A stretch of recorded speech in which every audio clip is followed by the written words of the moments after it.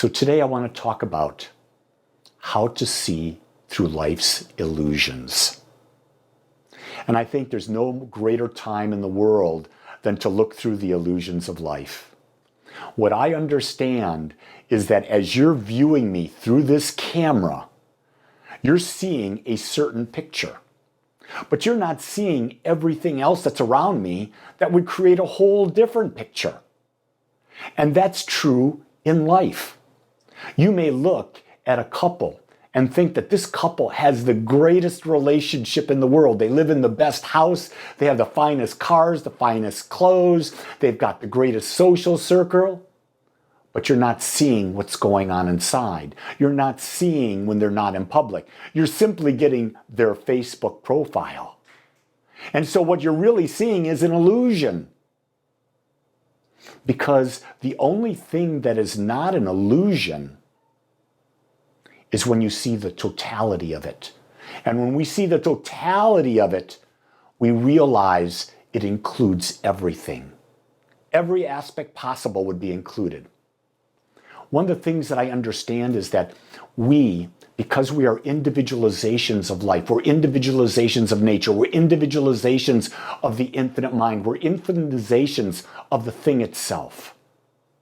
If you prefer, call it God, but it's not a being. It's a consciousness. It is the only consciousness, the one consciousness, the infinite consciousness. Because of that, because we're individualized expressions of that consciousness, we are naturally free. And it is our level of awareness, where we put our focus, that determines what we experience. You see, we can look at a picture and see one thing, but if we turn our head and look at it slightly different, we'll see a completely different image. So today, as you start listening to people talk about what's going on in the world, what happened in the United States, realize it's their levels of awareness that is determining what they're experiencing. It is not the truth. Are you hearing what I'm saying? It is not the truth, because it changes based on how you look at it. See, our level of awareness opens the door to greater levels of experience. It's like a camera lens. When that camera lens is focused really fine, it sees a very, very, very small part of the picture. But the more you open up that lens, the broader the lens opens, you get a greater picture. So you can see a very, very wide landscape, or you could see one focused on a butterfly. That's the same thing with life.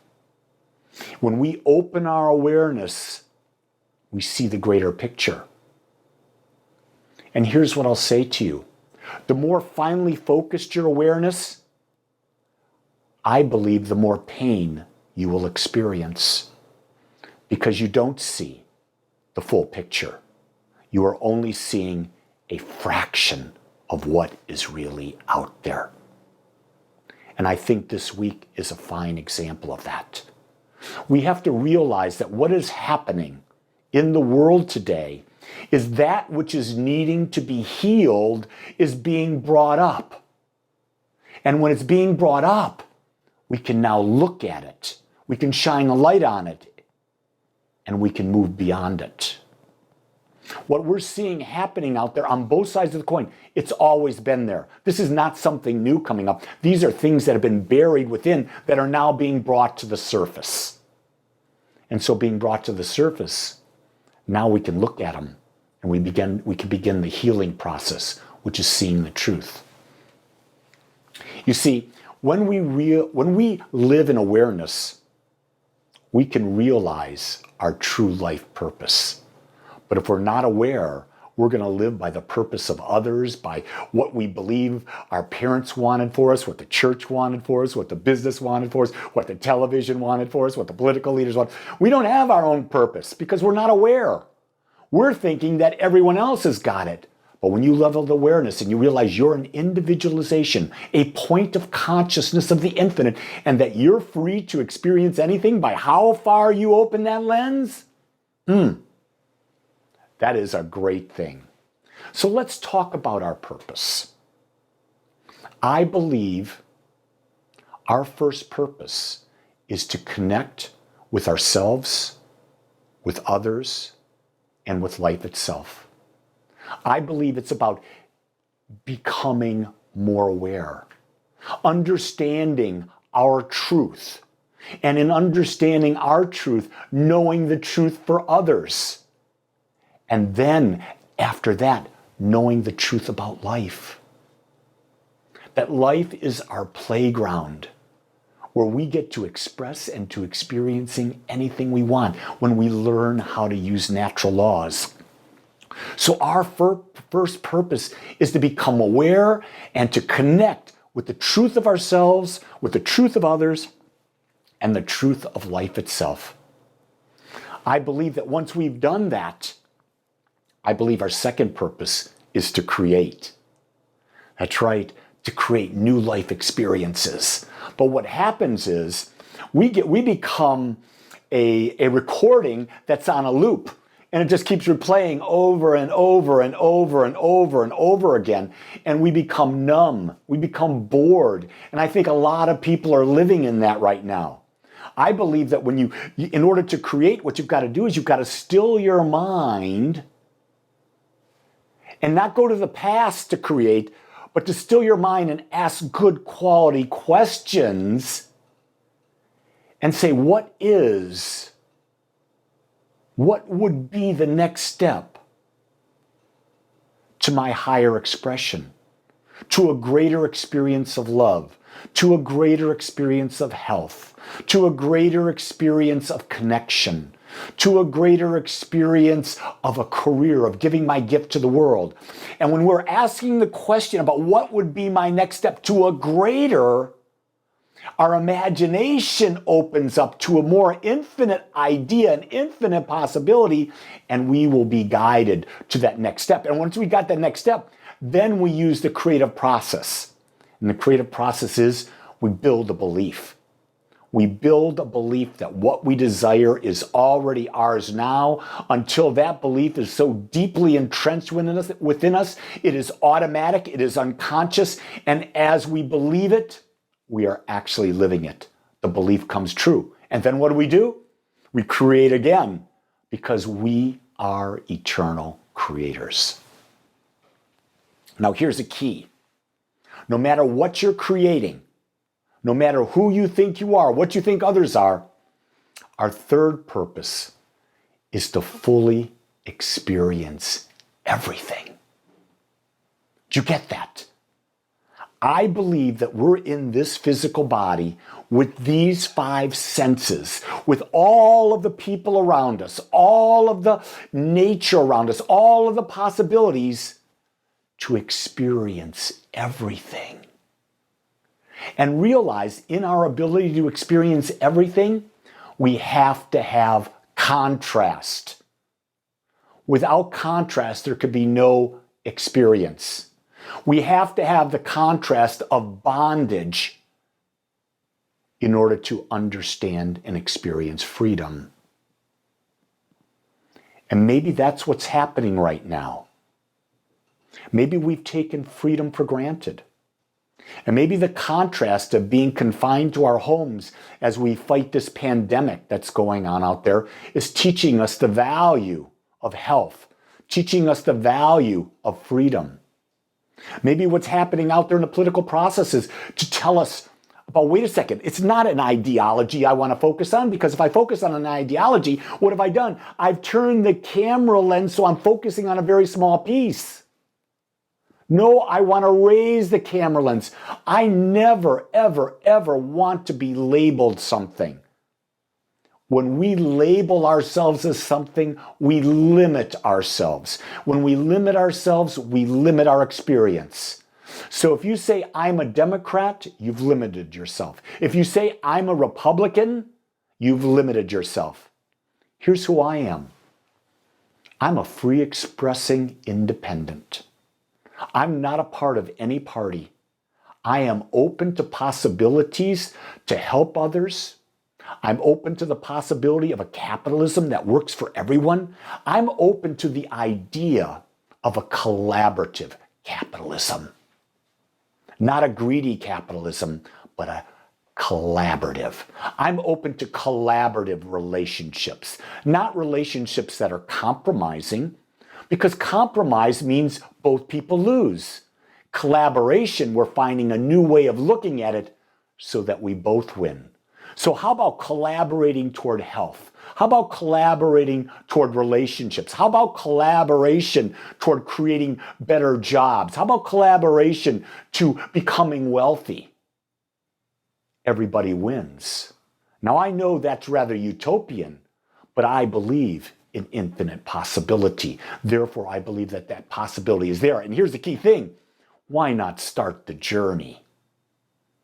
And while we're on the journey, why not fully experience everything? Because as we fully experience it with a broad view, we know when we go off course, and then we can adjust. And you see, that's what it is. It's a journey. We're never going to get to the end. We're never going to get to the end. You get that? The only end we get to is when we lose the body. And it's really not the end. It's just the end of our human existence. See, the more aware we become, the more we realize that life is an illusion.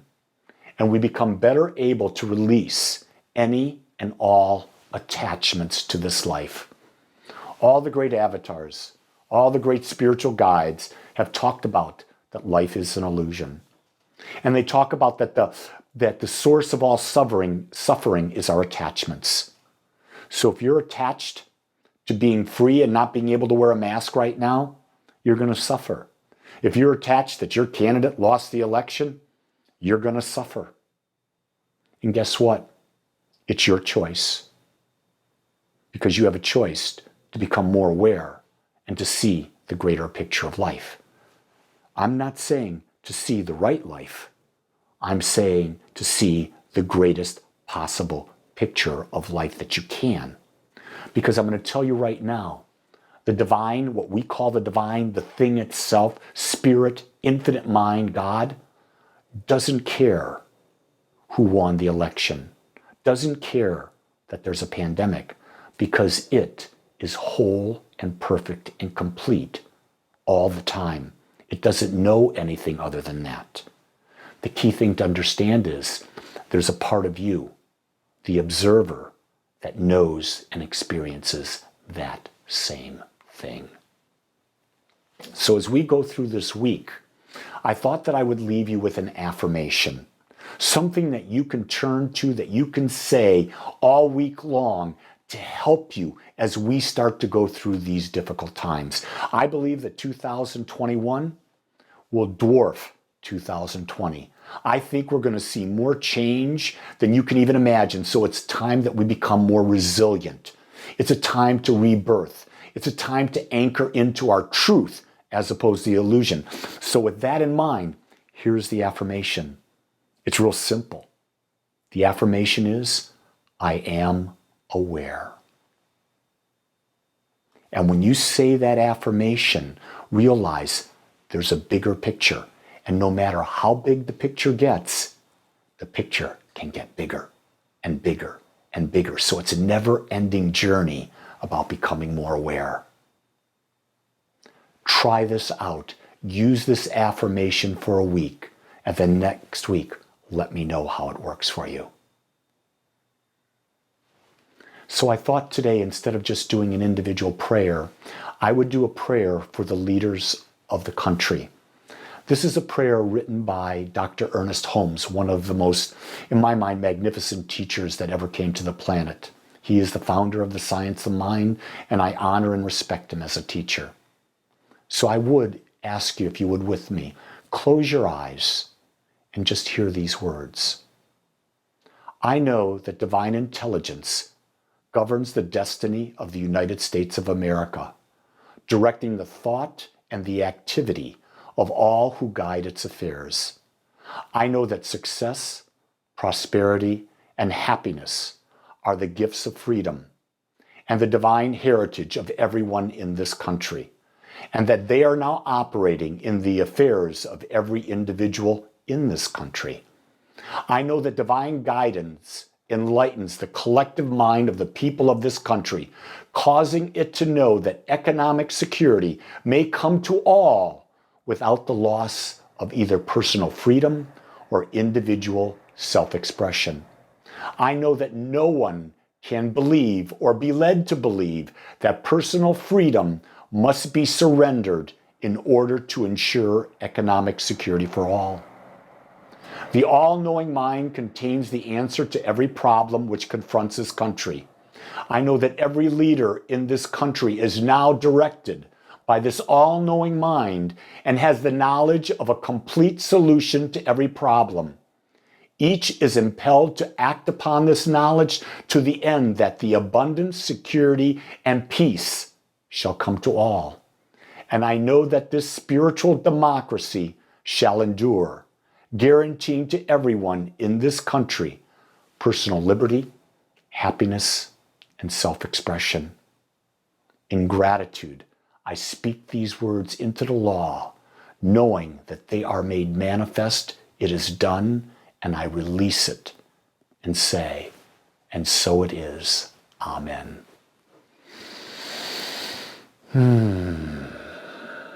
Just breathe that in.